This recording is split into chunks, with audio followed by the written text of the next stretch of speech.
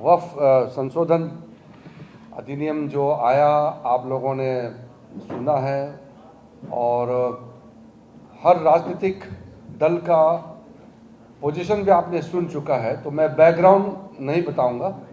मैं सीधे पॉइंट्स पे आता हूं और आप लोगों को कुछ इशू पे मैं सीधा एड्रेस करना चाहता हूं।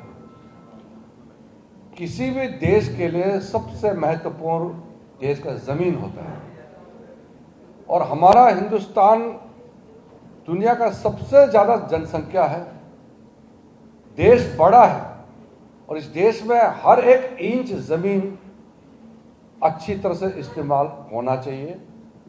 इसके लिए अच्छा कानून होना चाहिए, सिस्टम अच्छा होना चाहिए और हमारा देश का जमीन हमारा देश के गरीबों के लिए काम आना चाहिए। इसमें कोई विवाद नहीं होना है। दुनिया का सबसे ज्यादा वक्फ प्रॉपर्टी हिंदुस्तान में है। 9,70,000 से भी ज्यादा 9,72,000 से ज्यादा वक्फ संपत्ति हिंदुस्तान में है, लेकिन हिंदुस्तान के गरीब मुसलमानों के लिए कोई काम नहीं आ रहा है। काम नहीं आ रहा है वो एक बात है, लेकिन उसका दुरुपयोग, मिस यूज, वक्फ संपत्तियों को कब्जा करके जो लूटे जा रहा है, यह भी एक चिंता का विषय है। तो जब वक्फ बिल को संशोधन किया, मुख्य हमारा दो लक्ष्य हैं। गरीबों को, गरीब मुसलमानों को फायदा पहुंचाना, जिस लक्ष्य से वक्फ प्रॉपर्टी बनाया गया है उसका अंजाम दिलवाना और फिर उसको जो लूटा जा रहा है, मिसयूज किया जा रहा है, उसको भी रोक लगाना। ये दोनों हमारे लिए बहुत जरूरी है। इसलिए नरेंद्र मोदी जी का सरकार गरीबों के लिए समर्पित सरकार है और उसमें जब हम गरीब, देश का कोई भी गरीब हो, चाहे वो मुसलमान हो, चाहे हिंदू हो, सिख, ईसाई, पारसी, बौद्ध, जो भी हमारा इस देश का गरीब है, हमारे लिए वो प्रायोरिटी है, प्राथमिकता है। इसलिए जितना भी कोशिश कर ले, हम अपना गरीबों को हक दिला के हम लोग छोड़ेंगे। इसीलिए नरेंद्र मोदी जी को इस देश के लोगों ने तीसरी बार प्रधानमंत्री बनाया है। हम चुप नहीं बैठ सकते हैं। गुमराह करने के लिए इन लोगों ने सबसे पहले झूठ का सहारा लिया और मुसलमानों को बताया कि आपका कब्रिस्तान और आपका दरगाह छीने जाएंगे, मुसलमानों का संपत्ति छीनेंगे। इससे बड़ा झूठ क्या हो सकता है? ये जो बोल रहे हैं हिंदुस्तान का कानून को नहीं मानते हैं या इतना बड़ा झूठ बोल रहे हैं। आप बताइए, ये देश कानून से चलता है, किसी का प्रॉपर्टी ऐसे आप छीन सकते हैं क्या? किसी का मस्जिद को कोई ऐसे छीन सकते हैं क्या इस देश में? तो इस तरीके से छोटा छोटा झूठ, जो बहुत नीचे स्तर का झूठ, जो कहना ही नहीं चाहिए, ऐसे सोचना नहीं चाहिए, इस प्रकार का झूठ इन कांग्रेस, कम्युनिस्ट पार्टी और कांग्रेस के कुछ साथियों ने लोगों को गुमराह करने का कोशिश किया। हम लोग ने क्लियरली कहा है कि वक्फ संशोधन अधिनियम ये न्याय देने के लिए है, गरीब मुसलमानों को इंसाफ देने के लिए है, छीनने के लिए नहीं है।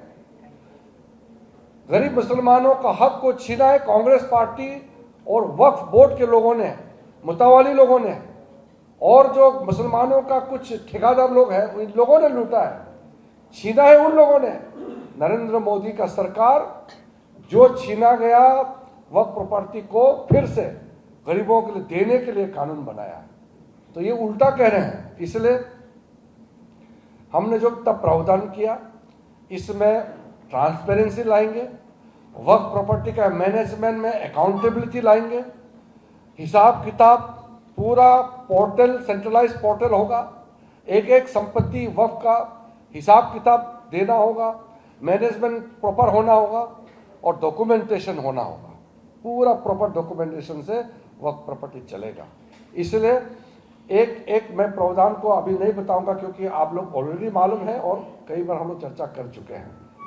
तो ये लोग अभी सड़क पर उतारने का नाटक कर रहे हैं। पश्चिम बंगाल में मुर्शिदाबाद में जो हालत किया है, जो मुख्यमंत्री और जो जो कांग्रेस और उनके जो दल के साथी जो भी ये कहता है कि संसद का बनाया हुआ कानून को नहीं मानेंगे, तो देश का संविधान को ही नहीं मानते हैं।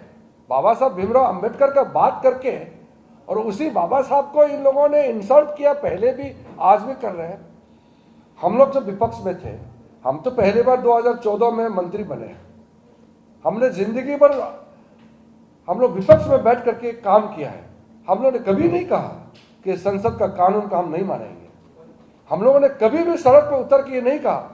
हम लोग दबाव डालते थे, कानून बदलना चाहिए, कानून बनाना चाहिए, ये कहते थे।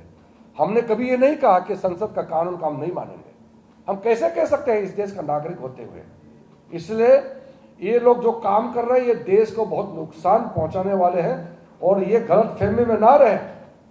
मुसलमानों में भी बहुत बड़ा वर्ग के लोग, लाखों लोग आप आकर के प्राइम मिनिस्टर मोदी जी को धन्यवाद दे रहे हैं, थैंक यू बोलने के लिए आ रहे हैं। मेरे पास भी लाखों लोग आ रहे हैं। इसलिए ये गलत फहमी में नहीं रहना चाहिए कि सारा मुसलमान विरोध कर रहे हैं। कुछ मुसलमान जो गुमराह किया हुआ है और कुछ मुसलमान जो मुसलमानों को वोट बैंक ट्रीट करते हैं, वो लोग गुमराह कर रहे हैं, वो सड़क पर उतारने का नाटक कर रहे हैं। आम मुसलमान इस वक्फ संशोधन अधिनियम का समर्थन कर रहे हैं, स्वागत कर रहे हैं। इसमें कोई कंफ्यूजन नहीं होना चाहिए।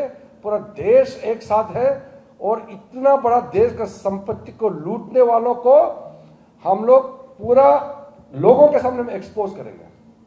अभी कुछ दिनों के बाद हम पूरा सूची देने वाले हैं। ये जो नाटक कर रहे हैं वक्फ प्रॉपर्टी का नाम से जो लूटे जा रहे हैं, इन लोगों का हम लोग सूची जारी करेंगे, इन लोगों को एक्सपोज करेंगे।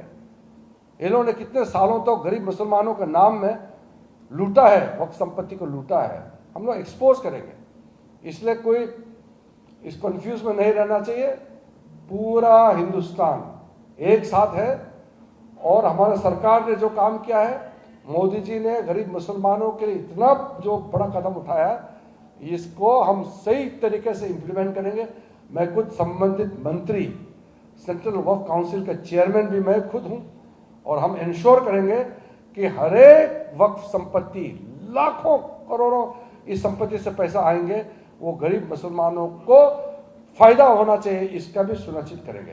पहले हम लोग अभी रूल्स बनाएंगे, एक्ट बन गया है, अभी रूल्स ड्राफ्ट वगैरह करके उसके बाद हम स्टेट गवर्नमेंट वक्फ बोर्ड को भी केंद्र से, हमारा वक्फ सेंट्रल वक्फ काउंसिल की ओर से जो भी दिशा निर्देश और कंसल्टेशन जो कदम करेंगे, और ये ऐतिहासिक जो 77 साल तो जो इंसाफ नहीं कर सका, नरेंद्र मोदी जी का नेतृत्व में ये इंसाफ देने का काम किया है। मैं इसको बहुत बड़ा क्रांतिकारी उपलब्धि मानता हूं और मैं अपने मुसलमान के जो समुदाय के बीच में जो गरीब तबके के लोग हैं, जो कमजोर वर्ग है, महिलाएं हैं, उनको मैं अभिनंदन करता हूं। ये उनको बहुत फायदा होने वाला है। धन्यवाद। जो बोरा समुदाय के लोग आपसे मुलाकात किए, हाँ। आप मानते हैं क्या कि बोरा समुदाय के जो लोग आपसे मिले हैं ये पूरे मुसलमानों की कयादत कर रहे हैं? दूसरा सवाल मेरा इसी से जुड़ा हुआ है। आपने कहा कि पूरा देश जो है इस बिल के फेवर में है, तो फिर ये जो प्रोटेस्ट हो रहे हैं ये क्या है? वो मैंने आपको खुद ही बता दिया, मैंने आपको बताया ना। प्रोटेस्ट कौन कर रहे हैं? वक्त प्रॉपर्टी लूटने वाले लोग प्रोटेस्ट कर रहे हैं। मैं आपको बार बार बताया हूँ। बोरा समाज, चाहे अहमदिया हो, चाहे वो पशमंदा हो, चाहे सिया हो, सुन्नी हो, सब मुसलमान है ना, सबका सुनना चाहिए। एक आदमी सबका ठेका लेके नहीं रख सकता। इसलिए सब मुसलमानों में लोग आकर के धन्यवाद दे रहे हैं प्रधानमंत्री जी को। संशोधन को लेकर अभी तक बहस खत्म भी नहीं हुई है। आप लोगों ने अपने ट्विटर हैंडल से, बीजेपी का ट्विटर हैंडल से उसके आधिकारिक तौर पर वीडियो जारी किया है, जिसका सबसे आखिरी हिस्सा कहता है यूसीसी अपलोडिंग। अभी तो एक बिल के बाद देखिए, यूसीसी का मैं बोल सकता हूँ, लेकिन अभी विषय भटक जाएगा। लेकिन सर एक इसमें जानना चाहिए, मैं सहमत हूँ, लेकिन इतना महत्वपूर्ण वक्फ संशोधन का अधिनियम पारित होने के बाद हम दूसरे विषय पे जाएंगे तो ये मेरा समय नुकसान हो जाएगा। मुंबई में देश का आर्थिक राजधानी में आकर के मेरा विषय भटकना वो ठीक नहीं है।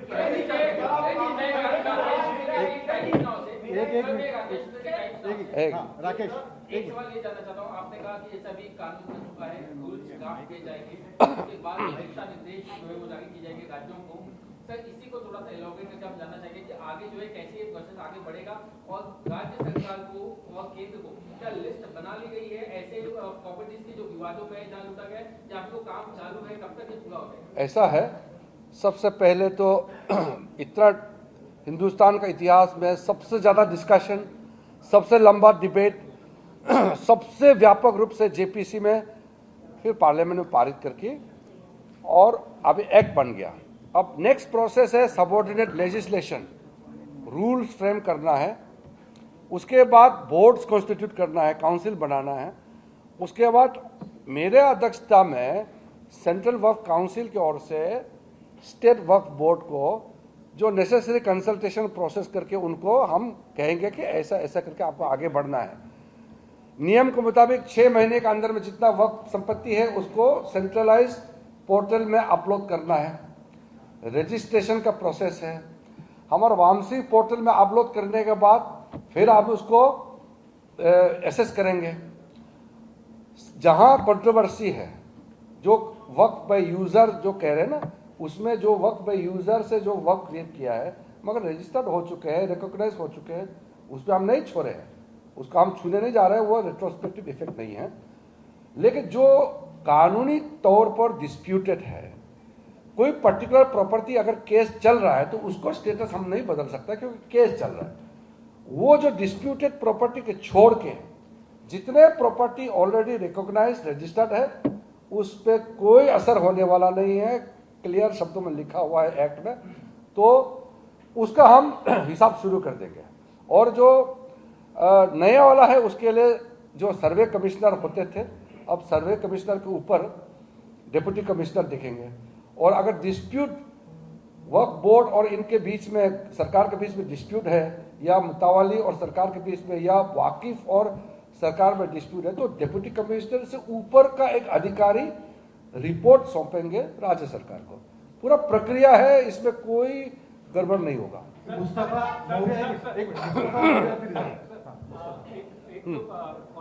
ये नॉन मुस्लिम जो वक्फ बोर्ड में है, आप ये कह रहे हैं कि अगर नॉन मुस्लिम्स की प्रॉपर्टी पे वक्फ क्लेम कर रहा है तो नॉन मुस्लिम का बोर्ड में होना जरूरी है, लेकिन अमेंडमेंट लॉ के हिसाब से अगर सेक्शन 40 हटा दिया गया है और वक्फ बोर्ड डिसाइड ही नहीं कर सकता कि कौन सी प्रॉपर्टी वक्फ है कौन सी नहीं, नहीं, ऐसा नहीं।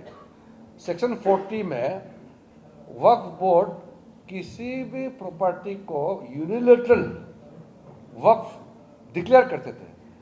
अब क्या हो गया कि वो चीज हमने हटा दिया, अब उसी चीज को वक्फ डिक्लेयर करेंगे जिसका सर्टिफिकेट है, जिसका डॉक्यूमेंट है, जिसका प्रमाण पत्र है, उसी को ही डिक्लेयर करेंगे।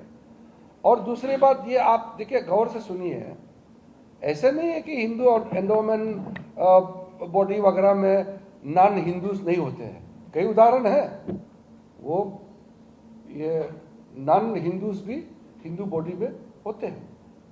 तो प्रयागराज में कुंभ मेला होता था, कुंभ मेला तो रिलीजियस है ना, तो आजम खान कैसे प्रेसिडेंट बन गया, उसका कैसे चेयरमैन बना कुंभ मेला का, तो हम उस नज़र से नहीं देखते हैं। तो मेरा ये कहना है कि हम लोग किसी को अधिकार से वंचित नहीं करेंगे, ये गारंटेड है, और जिसको न्याय नहीं मिला उसको न्याय मिलेगा, ये भी गारंटी है। सिंपल। मंत्री जी, मेरा 2 सवाल है। इस समय दिल्ली के ताल कटोरा स्टेडियम में all India Muslim personal law board का प्रोटेस्ट चल रहा है। पहला बयान आया है all India Muslim personal law board की तरफ से कि हम बिल के खिलाफ यूपी में प्रोटेस्ट करेंगे, योगी आदित्यनाथ के साथ पंजा आजमाइश करेंगे, सीधे सीधे चैलेंज किया योगी आदित्यनाथ को। उस पर आपका क्या कहना है? एक दूसरा, पूर्व सांसद है मोहम्मद आबिद, उन्होंने कहा है कि मोदी जी कहते हैं कि मुस्लिम महिलाओं को हम उनका हक देंगे। अब क्या मोदी जी महिलाओं का बुर्का उठाकर चेक करेंगे कि वो प्रैक्टिसिंग मुस्लिम है या नहीं? दोनों सवाल पर एक सर, इससे जुड़ा एक और चीज है, वहाँ पर एक और बयान दिया गया कि देश की दूसरी जंग की लड़ाई है और हम कुर्बान होने के लिए भी तैयार है, तो मरने मराने की क्या कहेंगे? योगी जी लोगों ने चुन करके मुख्यमंत्री बनाया, ये लोकतंत्र है। पंजा लड़ने का क्या बात करते हैं, वो कोई खेल थोड़ी है।